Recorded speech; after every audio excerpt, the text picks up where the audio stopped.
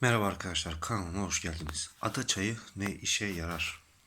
Ada çayı içmek neye iyi gelir? Ne gibi sonuçları vardır? Bununla ilgili size birkaç bilgi vereceğim. Malum bazı rahatsızlıklardan dolayı herkesin bazen ihtiyaç duyduğu bitkiler var.